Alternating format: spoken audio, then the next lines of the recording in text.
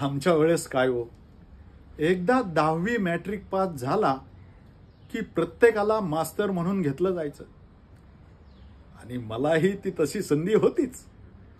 पण तरीही मी ती संधी न स्वीकारता पत्रकारिता निवडली.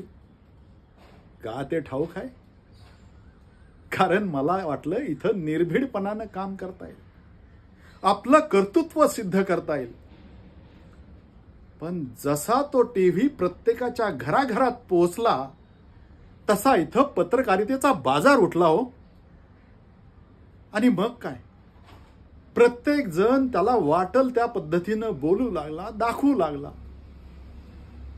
मग माझ्यासारख्या प्रत्येक पत्रकाराच्या नशिबी तेच ते. रट्याळ गुन्हेगारांच्या रट्याळ कहाण्या लिहिणं आलं. असू देत. आजही मला असं वाटतं की परत नव्यानं काहीतरी लिहायला सुरुवात करावी. पण आता सर्व बदललंय. काळ, माणसं, नीती, नीतिमत्ता सर्व काही